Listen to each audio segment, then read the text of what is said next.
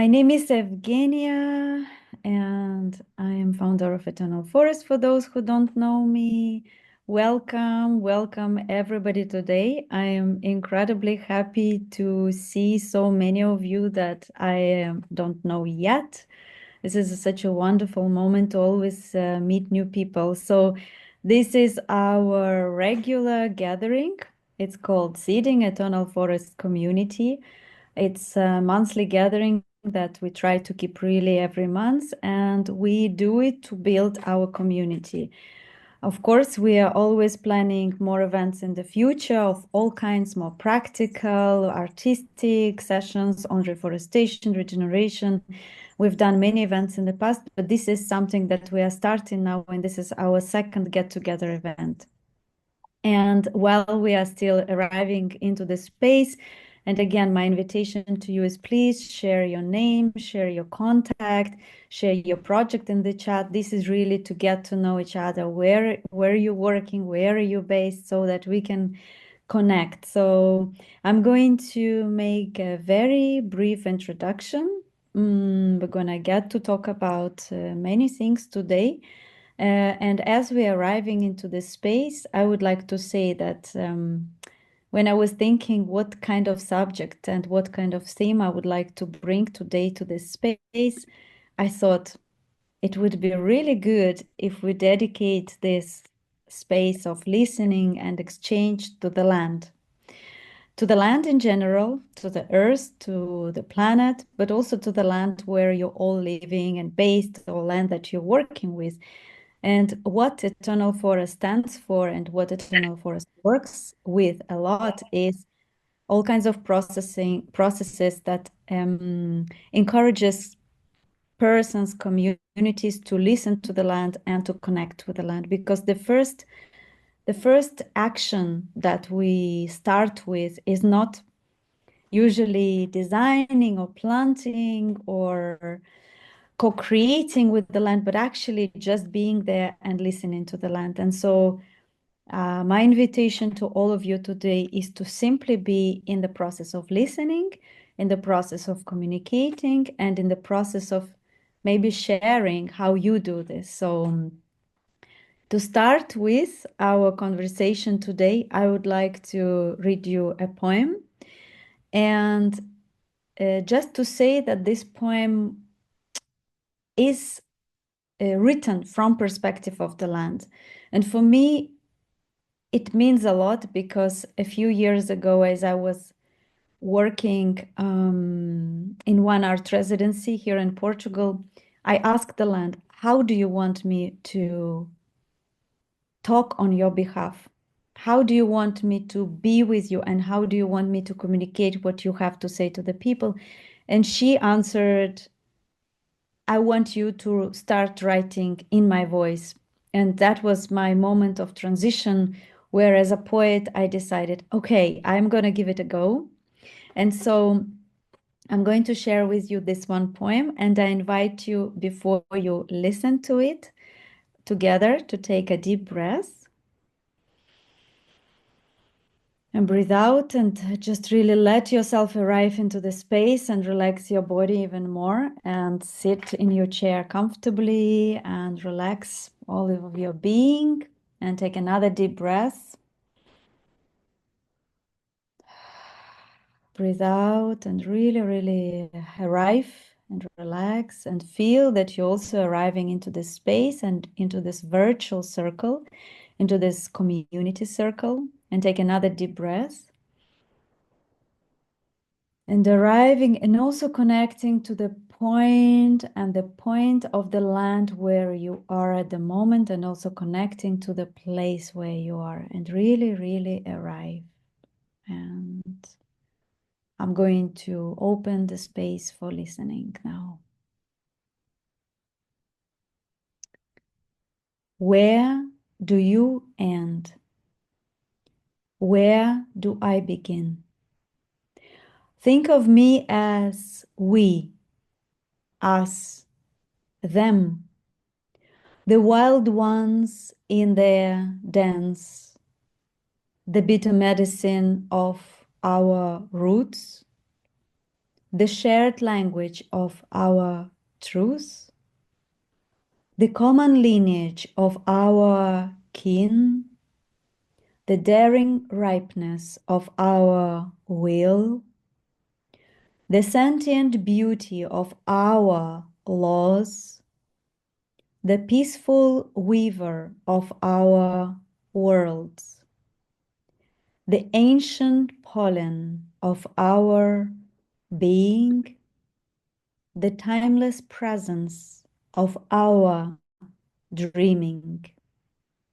Where do I end? Where do you begin?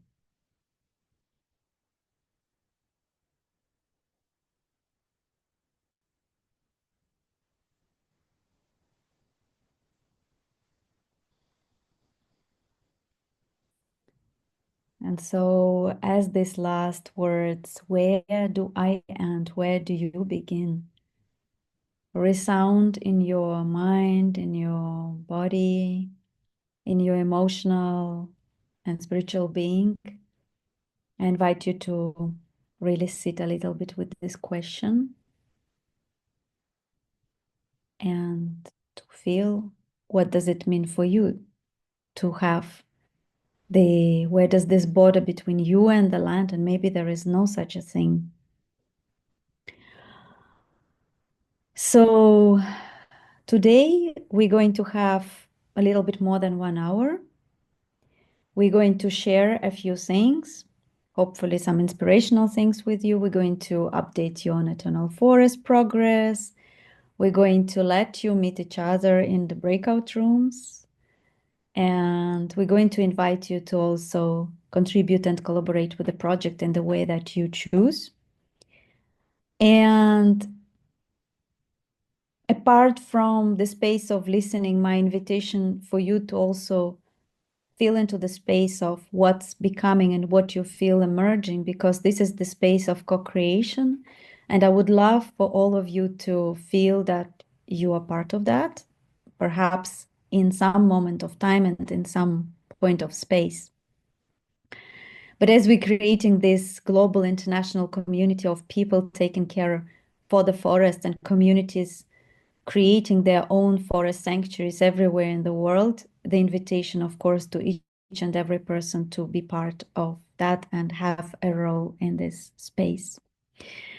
And a lot of work that we do is inviting artists to be the guides, the instigators, the creators and co-creators in this space. And I know many of you here are artists, and I'm really, really happy to see new artists that I'm happy to meet today. And our very, very special guest is Pamela Turchin today from New York City, who I met when I was on my trip last year in New York, in the US.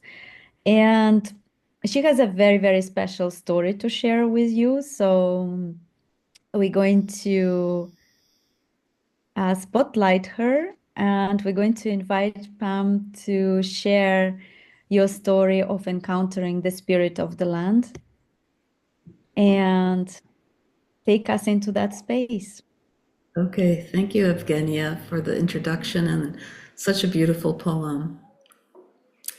About 8 years ago, I was a participant in a series of Native American walking tours of Manhattan, led by Algonquin scholar Evan Pritchard.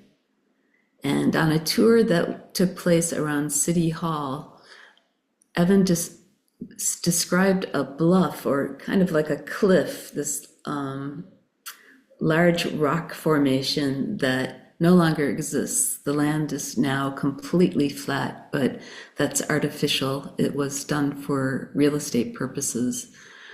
So there had been this bluff, and at the foot of the bluff was a small cave where ceremonies were held. And he also told us about the concept of land keepers, which are humans who led exemplary lives, and at the end of their lives, they performed a ritual to dedicate themselves to the land forever to protect the land, sort of like a bodhisattva of the land. And while we were in this location, he had a sense that the local land keeper had a message for the people in our group.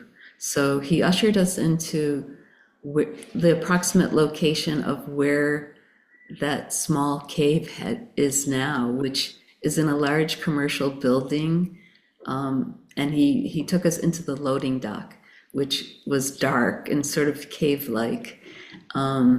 We did ceremony, and then soon this landkeeper spirit started speaking through Evan, and what he told us was that we should be prepared for continued dark times, and that the most important thing we can do is to develop a relationship with the land near where we live. He suggested that we bury a medicine bundle in the land, in the earth, and by doing so, the land will again become sacred and will be able to nurture and sustain us. And of course, this is reciprocal. We give to the land, and the land, gives something to us. So I took this advice to heart. And mind you, I'm in Brooklyn in a very urban area, but there's a beautiful park nearby. So I prepared a medicine bundle of all organic and compostable materials and brought it to a dirt trail in the park. And I put out a call to connect with a land keeper if there was one. I didn't know if there would be one. And soon I sensed a presence. And I was given a name, Ganatin-Hotep. I made a little ceremony of offering tobacco and speaking aloud of my gratitude. Gratitude that there was a place in the city where I could put my feet on the ground, on the earth, which is a very special thing and not to be taken lightly. And I thanked Ganatin-Hotep for having maintained the spiritual integrity of this area, this land, for so many years. I spoke of my hopes and prayers for its future and my desire to be in relationship with it. And then I buried the bundle. Now, the next time I went to this place, it was transformed. It was spiritually wide awake. The land itself was emanating this powerful energy, which was magnified by the mature trees on the trail. And like each tree's energy field was very, very strong. And the air itself felt thick as though walking through a viscous liquid. And even the birds and animals were acting differently, like they were welcoming my presence into the community. And since then, I've, of course, invited many of my friends. Stuart, who is here on the call, has come countless times to the trail with me and can attest to its continued magic. We've held tree communication attunements and other rituals there. And it continues to be a living relationship. So in closing, I want to tell you, wherever you are on earth, it's possible to develop a relationship with the land nearby. And I suggest you start by offering plant materials, song, dance, prayer, music, food, whatever you feel is respectful and appropriate. Speak from your heart with gratitude and reverence, and start a dialogue. Ask questions and sit with open attention for the response. See what happens, and good luck. Thank you.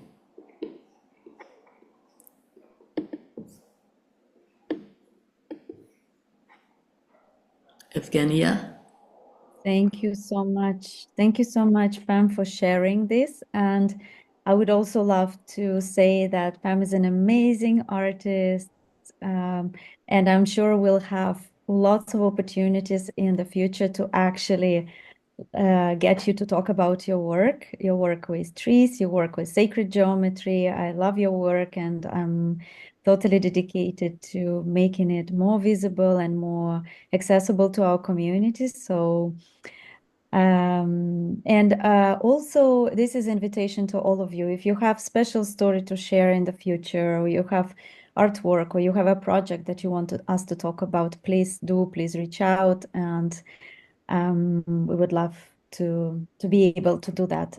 For me, this is part of weaving community, amplifying the voices, and making sure that we all know what we do and where we are in the world. What I wanted to say is that however desacralized the land might feel where you walk, and especially in big cities, there is always a way to find this interconnection and make the place where you are sacred, and make the place where you are a power spot. There's not only ancient power spots around the world, but actually our gardens can be these special, powerful spots for us. So thank you so much for sharing this. I really, really appreciate, and I just want to give us a moment to take a deep breath and to kind of once again absorb this story, and maybe we'll also share with you this story in writing after this call. So just taking a moment to take a deep breath together.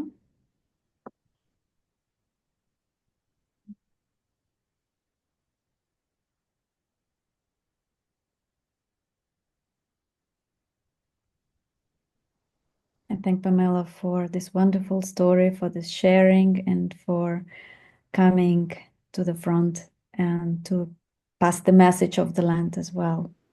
My pleasure. And next, I would like to talk about co-creating artwork with nature. Yes, exactly. This is where we're going next. So first of all, Pam, I invite you also to share your website and your artwork in the chat so everybody can see it. Meanwhile, I'm also going to share with you the link to the rest of the poetry cycle that I read right at the beginning. It's a video, so you can watch it later, and it was filmed in Portugal.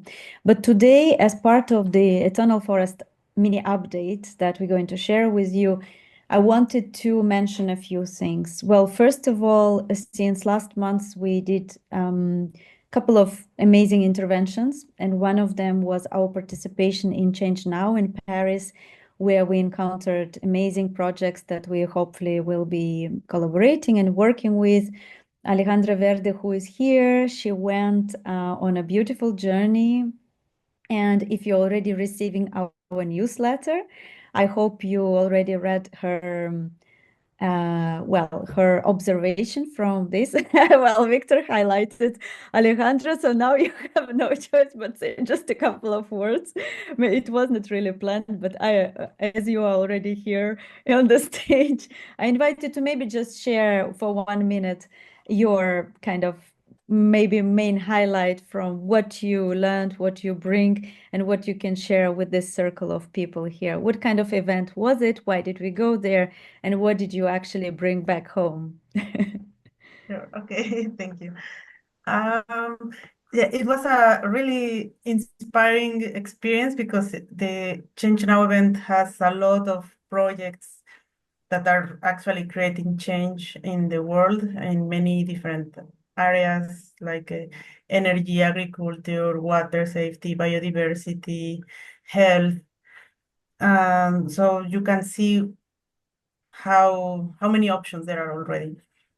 So there were conferences that were very inspiring as well. What can we do? And like encouraging to do what you know that you have to do, but reminding you that yeah, that let's keep doing it.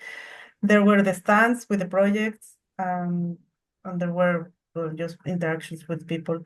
So what I was looking for concretely was, well, I was looking at everything and trying to relate it to Eternal Forest. and see what I found, for example, other art projects that are also supporting nature.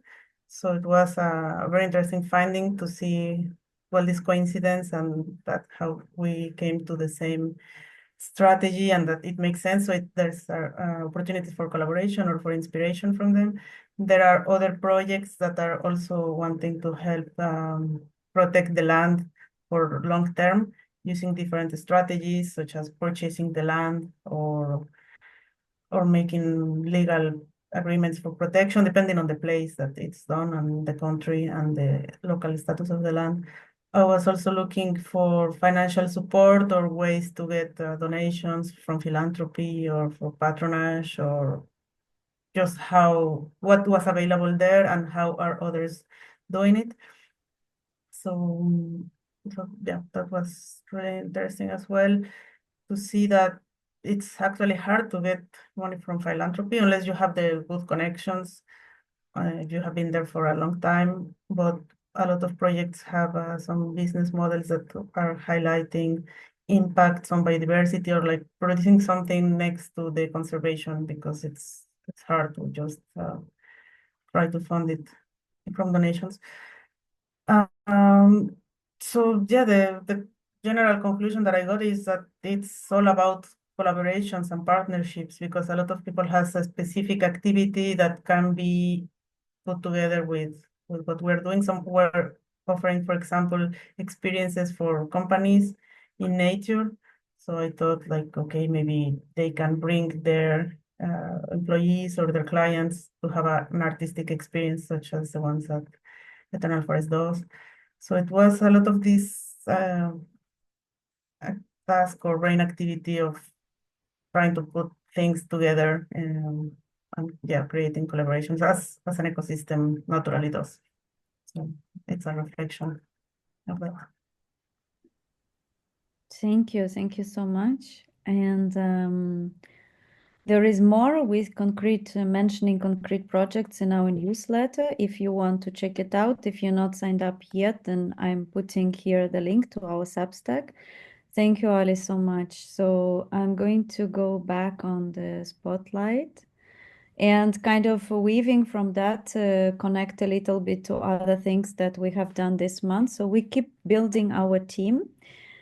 We have a small circle right now of ambassadors who that are gradually gradually becoming kind of a more or less permanent team, and we are looking always for more people, and I'm going to share with you a little bit later what it means and what it does.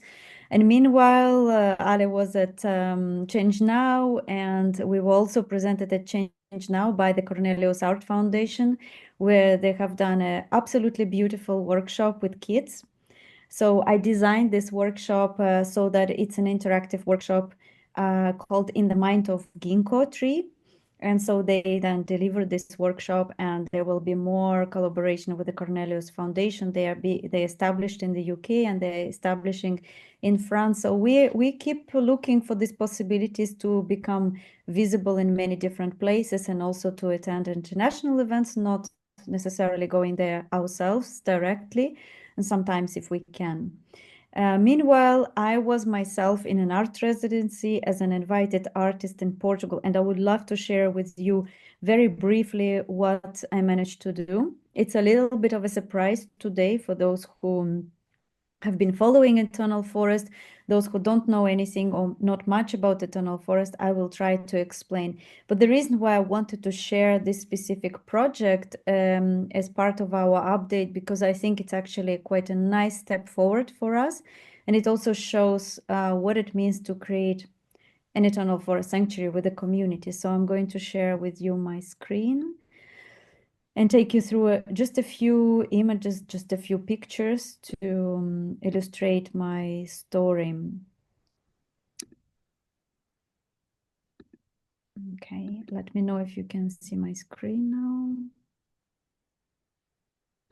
now. Okay, great. So I was invited artist to a project that is called Encontros de Primavera, Encounters for the Spring, which is a regular event in Picote. It's Miranda do Douro in the very north of Portugal. This is an event where artists are invited, about 3 different interactions are invited to have a collaboration with the community and to celebrate the spring together with the community, that has to do with ecological art, regenerative art, art in the land. It is led by several people. It's an association, but it's primarily led by a artist called Patricia Geraldes. I really wanted her to be here with us today, but she's busy with another project, and we will do another event specifically about this project in July or maybe later. And so she's an artist who is from Picote. So I was in this privileged position because she introduced me to the whole community, and I really could meet people very, very easily. Because Eternal Forest is creating not only forest sanctuaries as these physical spaces, but we're also creating a capacity for artists to be inside art residences, to be inside places, to be with the forests. For me, it was really interesting to observe how they do it there. And my observation so far is that it's great to have somebody who knows the place, the land, and the community really well. So this is Patricia and myself sitting in front of an absolutely stunning view of River Douro. It's the it's the Douro where it has conjunction between Spain and Portugal, and it's a really beautiful space just in its own right. Very remote in Portuguese standards. You have to go all the way to the north and to the Spanish border. And my approach being there was just to see what happens, to be with the community, to be with the land, and to sense. And of course, my brain, the way my brain works, is always sensing, okay, can an eternal forest be here? In that sense, I'm totally kind of crazy about always looking for this possibility. And I thought, okay, let's just try. So I arrived and I started my journey, but just walking the land. I started by going all the way about actually about 2 hours away from the little village of Picote to a place called Os Santos, which is a small natural, I would say power spot, sacred spot, which has rock and painted saints on this rock. And then the whole village, when they found out about it, they were super surprised how this girl went all the way alone. And my idea was to really listen to the land, to really just let be and let the land come to me and say what she wants to say. And so I always do this. I open myself, I do this tracking, I do this mapping, and I let things appear and show up. And then I gradually started working again and again every day while I was talking to the community and looking and trying to find patterns of how people used to be with this land, how they are today, and what is emerging there. So how the land is shifting and moving, and what does she want to become? So in other words, what is the dream of this land? And I encountered this phenomena in this area, which is called lameiros, or this kind of small field surrounded by the rocks, the walls, where people usually used to have cows. They used to have grass growing, and then they used to feed their cows and sheep and goat with this grass. And sometimes there would be some trees in these areas. And I thought, okay, maybe I can find a place that could be appropriate for like a mini community planting, mini eternal forest growth. And long story short, I found such a place. You can see it here on the right-hand side of the picture, where I was pointed in a specific direction to a small river, and I went there. And as I entered this space, I was totally blown away. I thought, okay, this just could be that space. And we started talking to the community people, and we realized that it's a private land of somebody who doesn't live there anymore, who is still alive, who doesn't have children, and who actually did not mind the proposal of having an eternal forest grove there. So lo and behold, from nothing to something, we went just like that. And the next phase of the project was to create design, which I already kind of knew what I want to do because I already created similar design 1 year ago. and I will show you design later. Actually don't have it by hand. Somehow I didn't bring it with me here, but I'm just gonna say it's an 8-pointed star, and it's a symbol that is encountered very much in the whole of Mediterranean, and they say that it relates to the planet of Venus, but it's also a symbol of that you can encounter in many different cultures around the Mediterranean. And here on the image you see us marking already the field with the measurements and with the posts, so that then after the forest can be planted. Just to go back a step before that moment to explain to you the process. Of course, when I see the land, a plot of land that potentially can host a forest, I have to ask the land, the spirit of the land, if it's right to do it. I have to ask the people, and I have to really feel into the space. Then orientation matters, the size matters. Everybody really has to be on board. The beings of the land itself. And then now we are in the process of designing where the trees would go. And it's a process that marries the art, the intuitive art of where trees want to be, which is my part of the process, and the scientific process where we are looking at exactly the parameters and the species of the ecosystem and the types of trees that need to be there, that maybe were completely lost or don't appear there anymore. Some of the trees that we have on our list, there are 25 species and 25 trees, and then supportive bushes and aromatics and forest species, small plants that belong to a specific habitat around this area. So I'm just showing you one of the small scale approaches of how an eternal forest can function. And the whole process is always tuning back in and always listening and always asking, is this the space right for this tree? Is this point right for this tree? Is this tree going to survive there? And then in June, we will have the celebration of this artwork in a symbolic way, because we cannot plant trees in June. We will only be letting people choose in a blind way and adopt a tree, people from the community. That way, community automatically becomes guardian of the process and guardian of this little forest sanctuary. And of course, nothing is automatic. It's also a process. So people need to understand what we are doing, what we are offering, what we're suggesting. They're now taking care of a nursery that we are installing there. They're going to take care of a little seed bank where they can exchange all kinds of seeds, including forest species in this village. It's a very small village, and this place is very accessible. Even old people can go there. So just to say, that was a very short process during 2 weeks, and I was shown a sign when I finished my work, and the morning when I was leaving, I was going in the direction of this field just to do the final check on the installation and how everything stayed.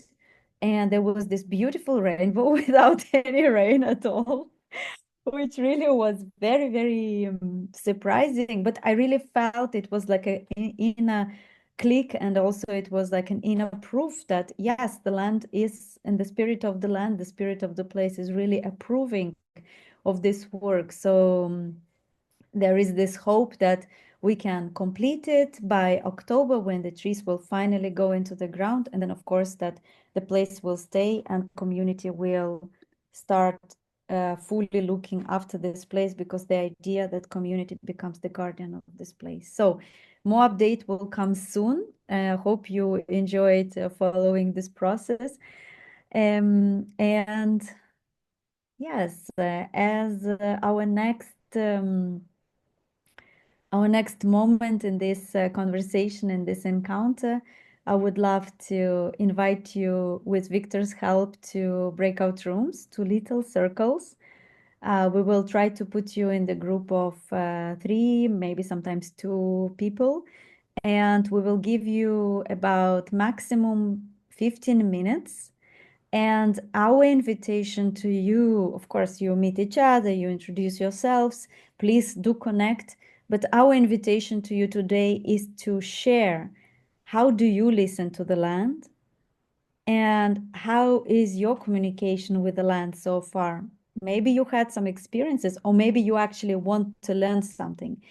And as you are listening to each other, try to also stay with that moment, that you're also being there, connected to the place where you're sitting, where you're staying right now. And when you come back from the circles, we will invite you in a very quick popcorn way to share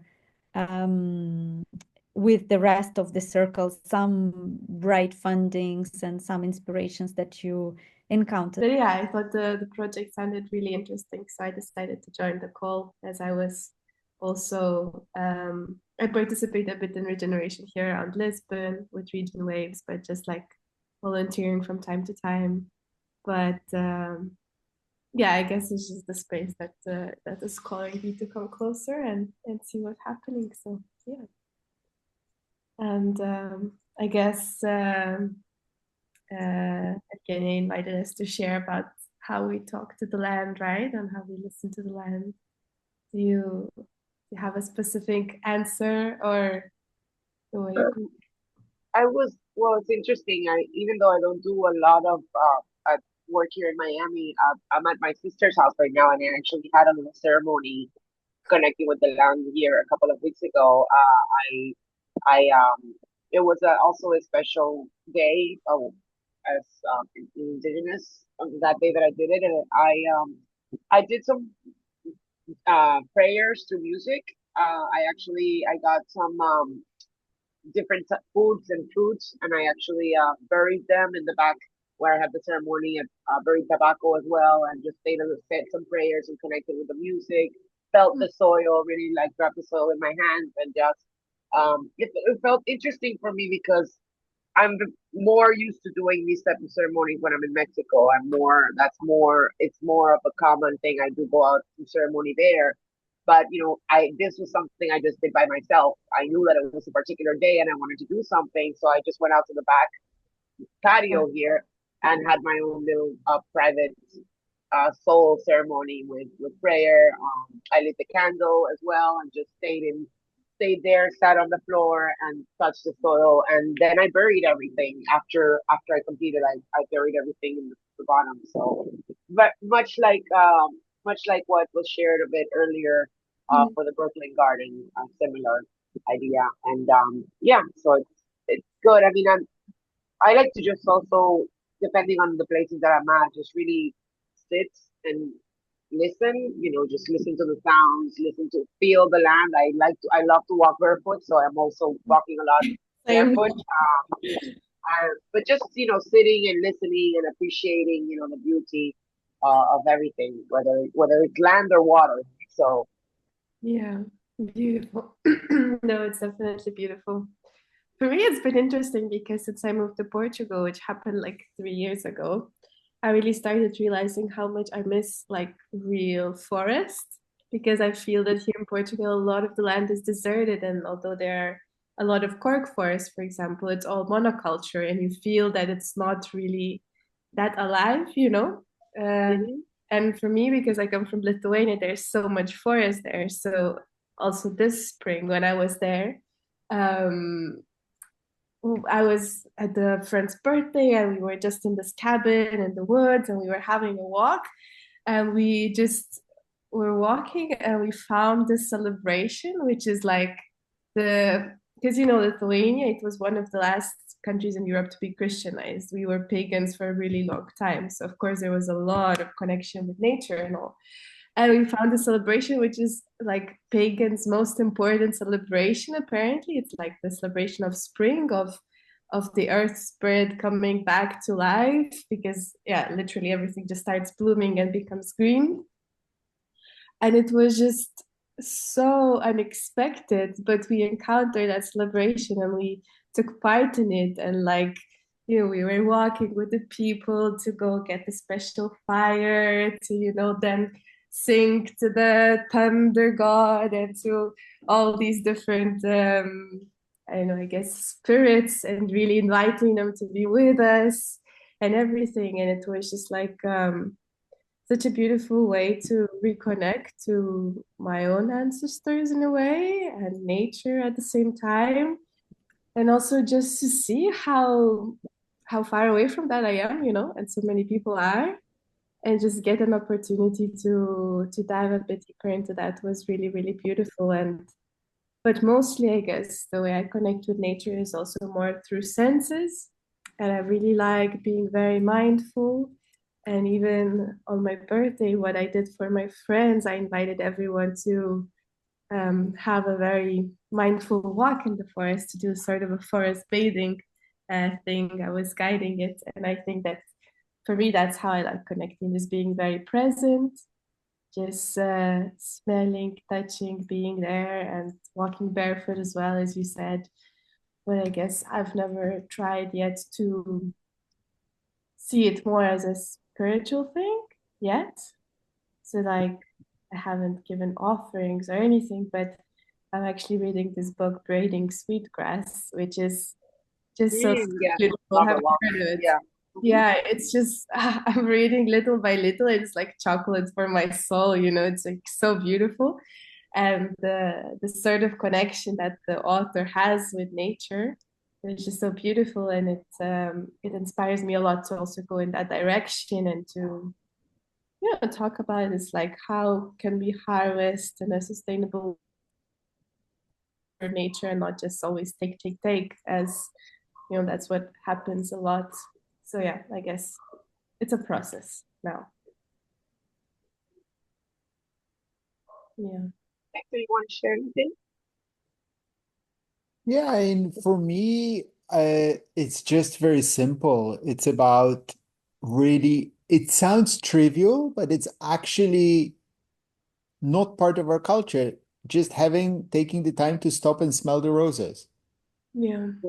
And I know what you mean about Portugal, but on the other hand, there's something blooming every month of the year.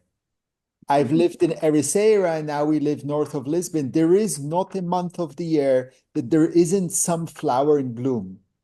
And now, having been here 7 years and on this land the third year, you start seeing the cycles. There is a bunch of wild orchids that come up. They're not like this big tropical, but they're beautiful. They're amazing. And yeah, when you just stop and take the time, something that I discovered, I didn't know that this was a thing. Birds eat flowers. Did you know birds eat flowers?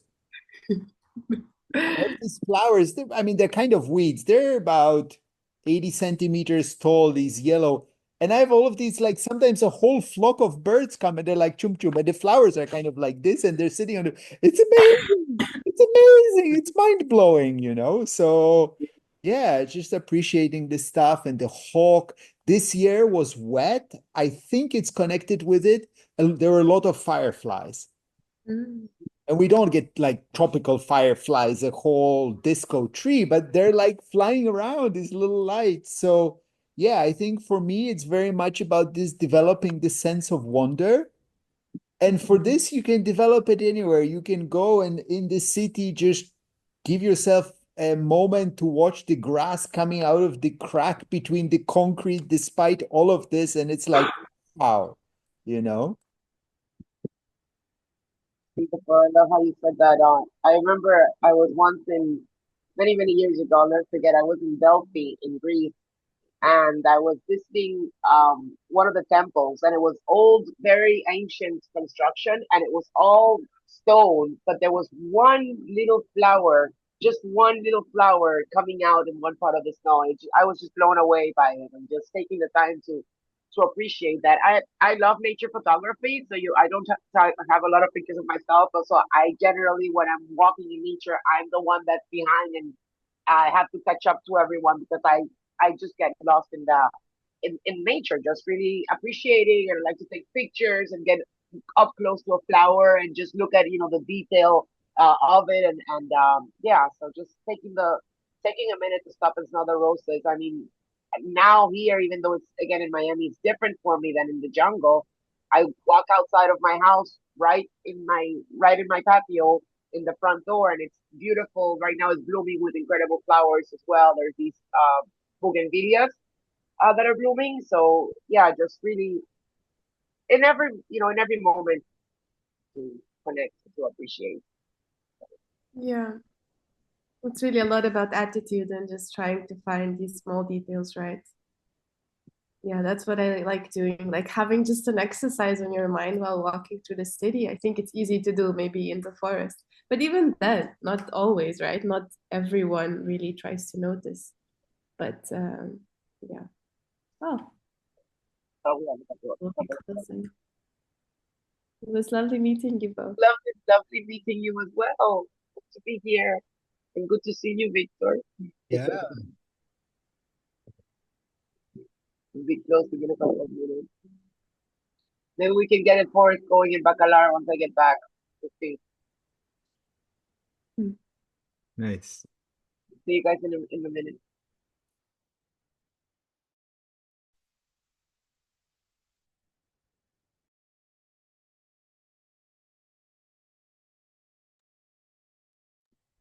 Are we all back in this space? I hope so.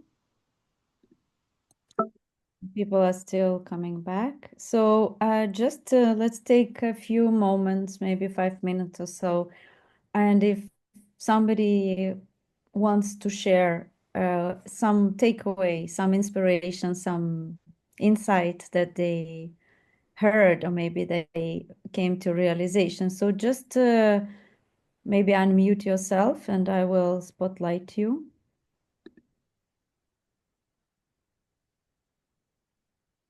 Somebody wants to speak? Somebody wants to share?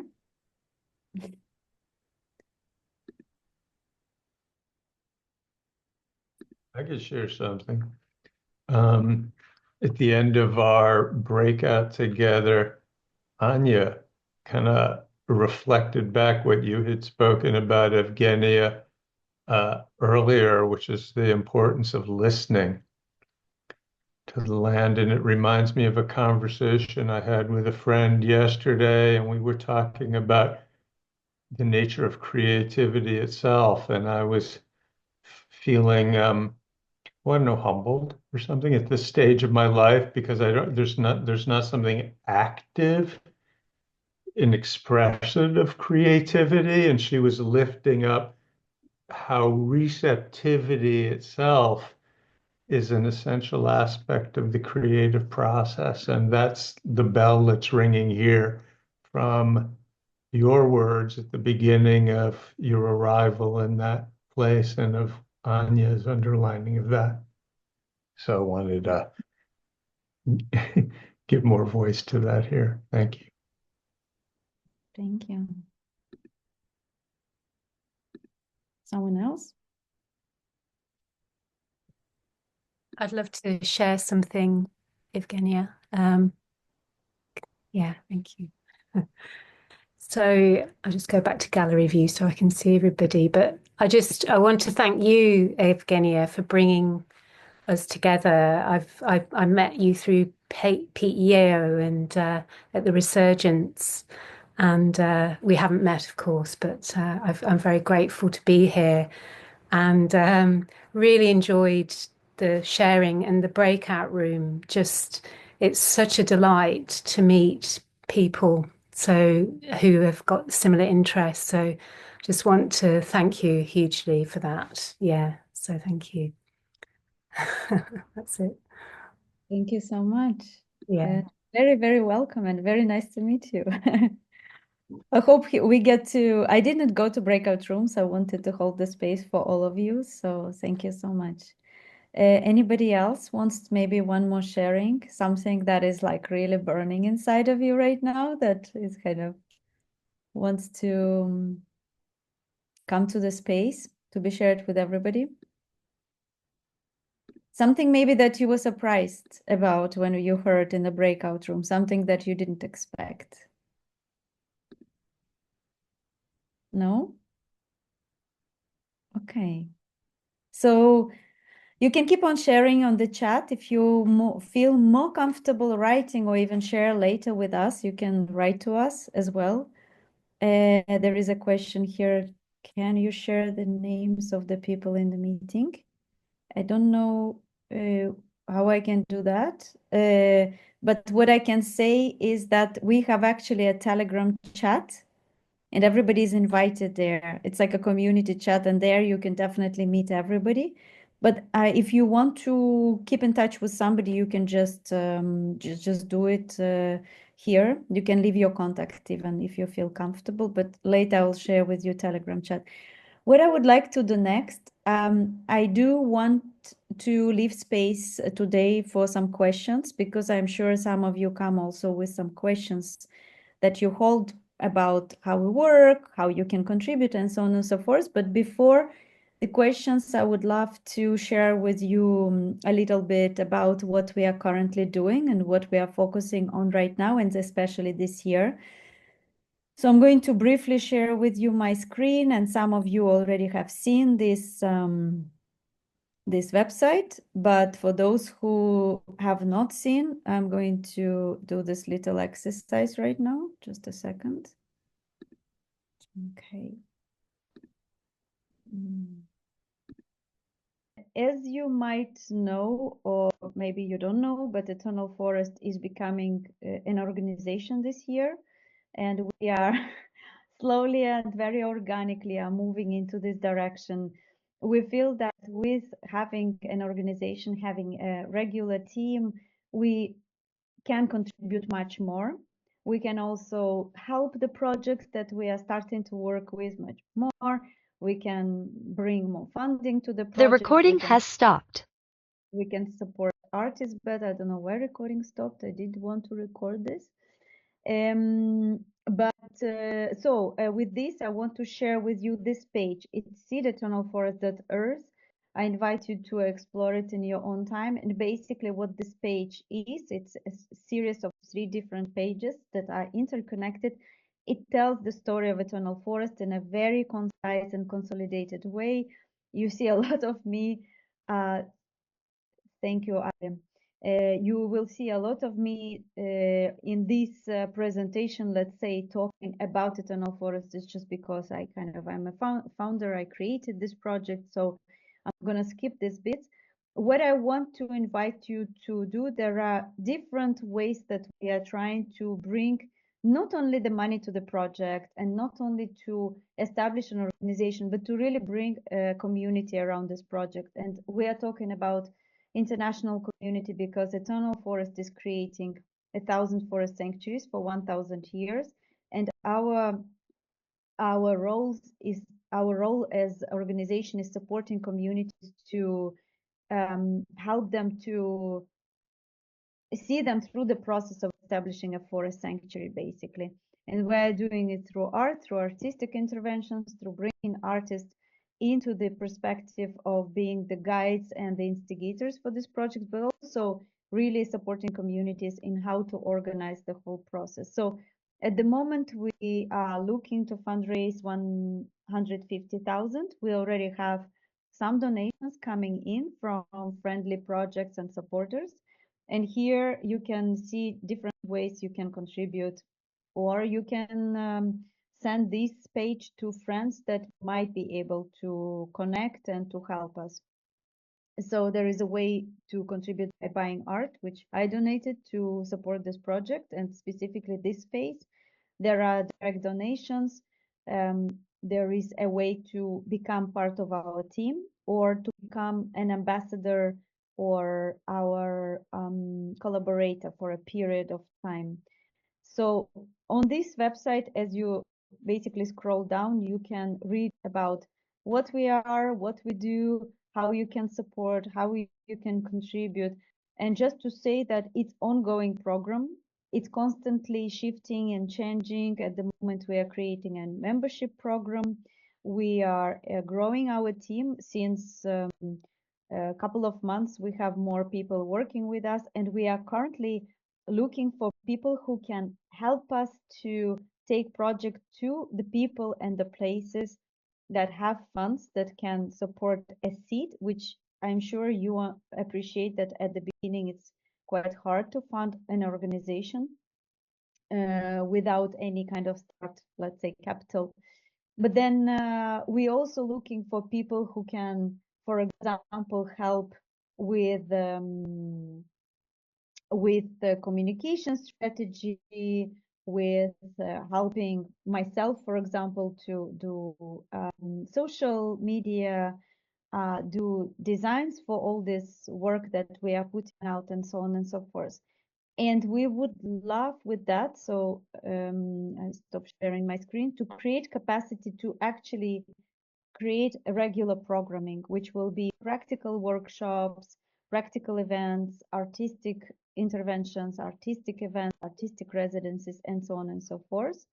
So I'm going, Daphne already shared this website, so I invite you to have a look, to think about who else you can share it with, and to come back to us to let us know if you have any ideas. I would love to maybe hear a few questions today, if you have some. It might be concerned with how we work, what we do, or maybe if you have a very specific question about your own work and how it might relate to Eternal Forest, also happy to hear. And here we have Daphne, who is part of the project, Alejandra, Victor, I think, was here, but he might have left. So we, together, we can try to answer your questions. What also it helps us to do is to understand better what are unclarities, or what is it that we need to clarify for Eternal Forest to become kind of crystal clear for the people who are encountering it. So you can also leave your question in the chat, and then we can also answer them later. So maybe I open this this stage for all of you. So if somebody wants to intervene, to ask question, to make maybe some observation, super happy to hear. And meanwhile, I will share our Telegram group that you can also join.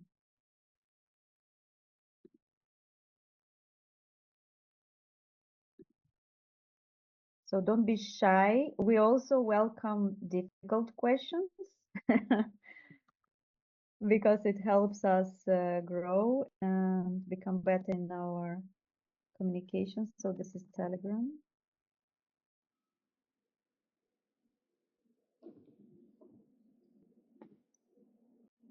Pam. Yes, I have a question. How does how do you gave us the story of private land being dedicated as a sanctuary. So the owner probably puts in their will that this land will go to Eternal Forest after their death. But can you describe other situations where for example, I'm curious about public land. How would that work? Thank you. That's a great question, and I will try to answer it to my best ability. We do actually have a whole document written called Criteria for choosing an Eternal Forest and working with different partners. For us, land-based partners are very, very important. They are key in all of our projects, and right now we are in conversation with several land-based partners. And I can make some examples who they are.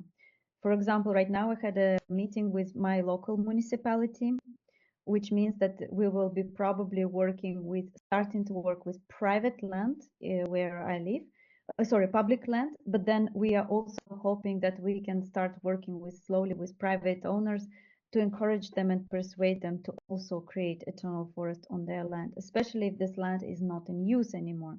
So you're quite right that private land, usually we need to have some kind of agreement that the owner can stay in its the land can stay in its private ownership, but we need to have a very clear agreement that the forest that is growing there and the project that is taking place there will stay there in perpetuity.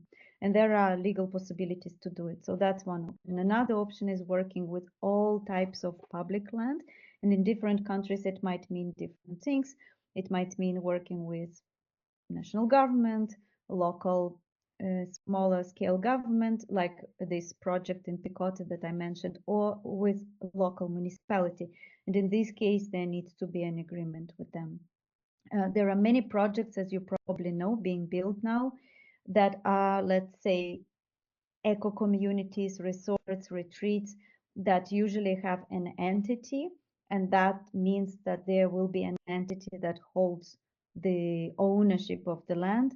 Sometimes it's exit to the community, sometimes there is a company holding the ownership of the land or an association, and then we would create a partnership and agreement with them directly. Couple of days ago, I think yesterday, there was this conversation with one of the communities in Romania, who unfortunately are not here today, or maybe they are actually, I don't know, haven't seen exactly everybody who is here. So there, the idea is, what if the land or this forest owned itself? So this is just something that we can explore in the future. It's a little bit of a tricky situation. It's more like an art project rather than the actual format that we could use, but why not? So we're exploring these different scenarios.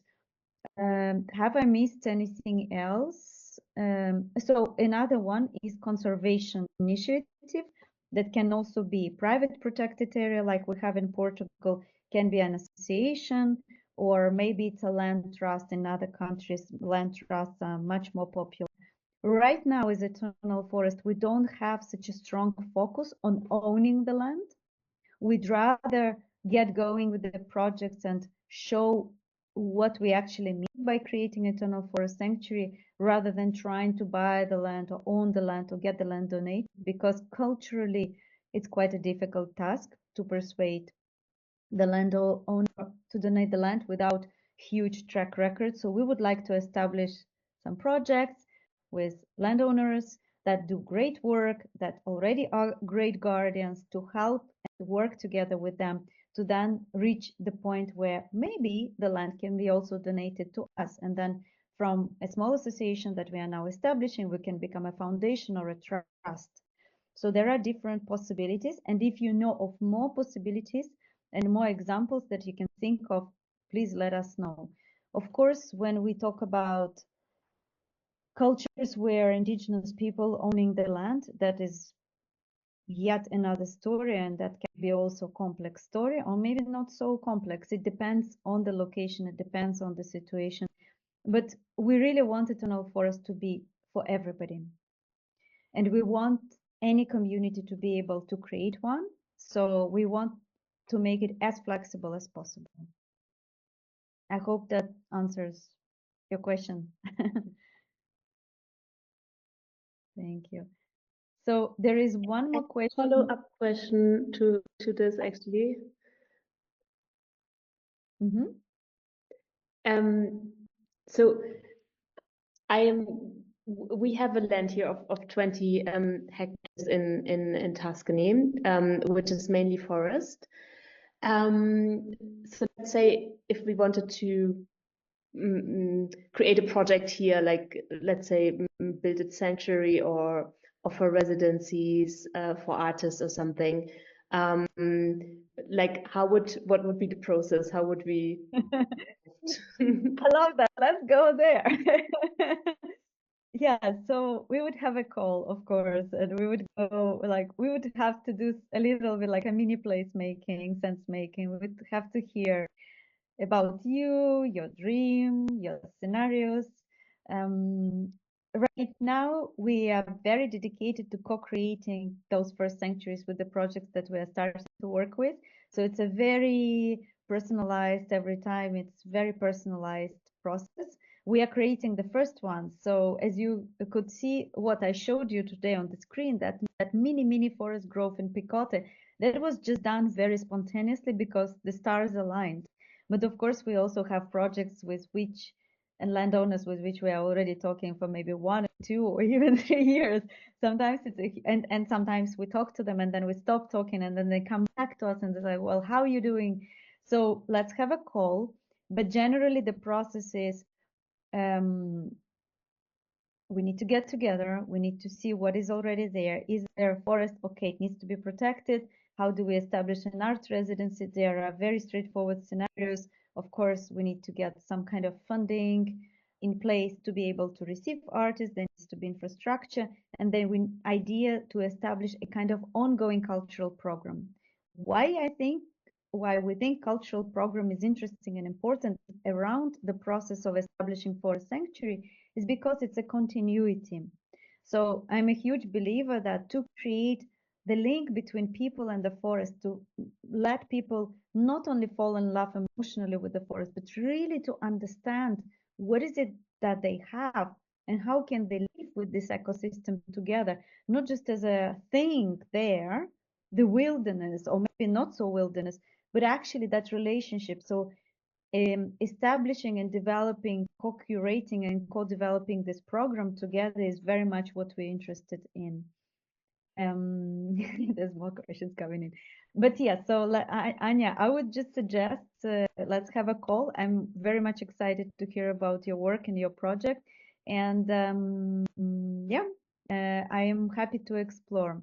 It's very difficult to answer this question in a super straightforward way because some projects need reforestation, others just want to protect forests, others just have all of that already in place and they just want to start receiving artists and understanding what kind of art can be created. And we also have a little bit of ideas about what kind of art do we actually want to see? Do we want to see like more sculptures in the forest, or do we want to invite artists to actually go deeper and work with the process of regeneration and actually be truly embedded in the ecosystem? Means getting their hands a little bit dirty in a good sense, but which doesn't, of course, exclude any of the traditional artistic mediums. So let's have a call. Leave your email here or send us a message, and we'll book a call. I'd love that. Yeah, thank you. Thanks. Yeah. So somebody wants to ask with voice because there are some more questions coming in. I could I put a question in, but I can just ask you as well. It was more for my memory, which is terrible right now. I've actually heard about this project maybe on a podcast in the past. So and then seeing you sharing tonight's call, I was like starting to connect some of the dots. So it's really nice to I think finally be here. But to understand a little bit more, are you positioning your work as art, like land art projects, or do you have a residency as the main project that you currently live on or like operate on, or are you wanting to kind of act as like a cultural programmer to larger land regeneration projects, or all of the above? It's like 3 questions in one. I will try. This is actually something that we have regular conversations in our team right now because the team is growing and also we're aligning around what is actually eternal forest, like what's that vision. So imagine if the dream of eternal forest is to co-create with the land-based projects together 1,000 forest sanctuaries, to bring artists to all of these places, all kinds of artists, and to create capacity for them to participate in the process of forest restoration, eco-regeneration, and protection of the forest, and communicate this work, by doing this work, communicate this work with a variety of stakeholders and communities. This is where I think we fit in. So we are not a tree planting organization, but we can plant trees if necessary, or we can organize the process. We are not a land regeneration project, but we work with land regeneration projects that in some way work with forest for perpetuity. So we are focusing on creating forests to become old growth forests, forests that will stay protected, forests for enjoyment, for cultural, spiritual, non-extractive activities. So it's forest, let's say for forest's sake, when we say art for us, art's sake, it's forest for forest's sake. So we are focusing on forest for biodiversity.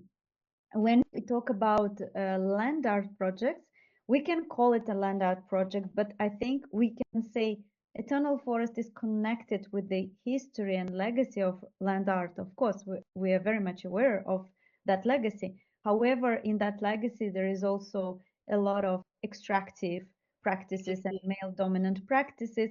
A lot of artists, whether they were women or men, the energy was very, let's just move big tracts of land and make it very visible from space. I would love Eternal Forest to be visible from space, but in a very different way. So what we're interested in is creating a new type of art, which is Eternal Forest art, where artists, thinkers, philosophers, scientists, landscape architects, regenerative practitioners can work together in a collaborative way and can design and implement forests, I would say, as sacred spaces. And that is also connected a lot with the spirit and the legacy of sacred groves that existed everywhere in the world. And right now we have little chunks of this ancient culture.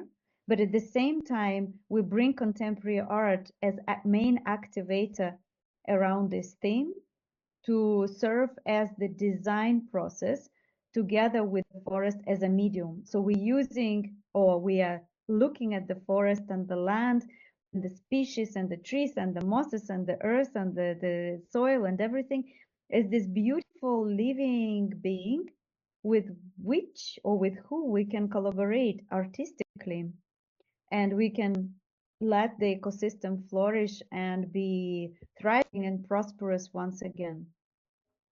So I hope it may be partially Yeah, I described. think so. I think so. My background's in public art, coming from like a built environment space, and I've since started working in biodiversity and land and environmental impact. And so I love the space in between, but there's not that much happening so far in the space in between. So it's nice to hear some new language being used and like to express that kind of missing piece.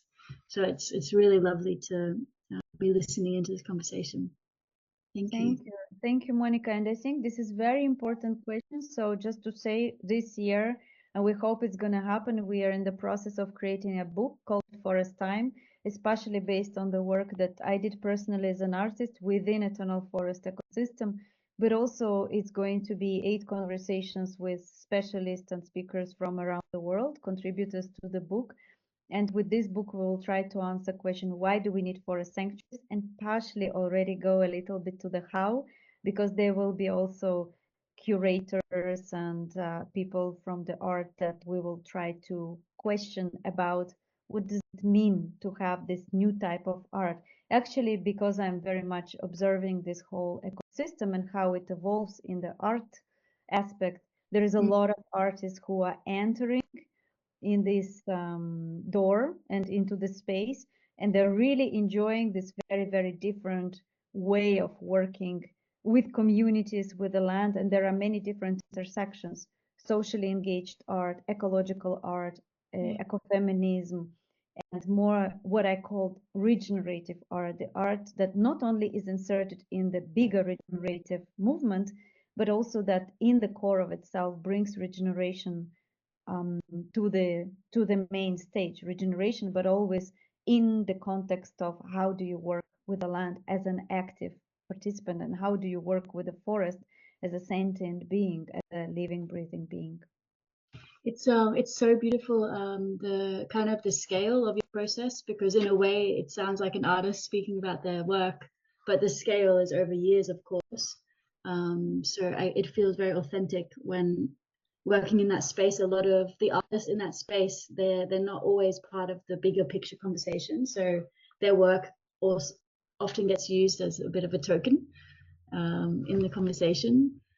So yeah, amazing. I'll keep joining the calls and get in touch via Substack and everything. And look forward also to hearing more from you and your work and your observations, because I think it's all about exchange. So if you also want to share at some point to be highlighted on one of these calls and share something specific, please also don't hesitate to reach out.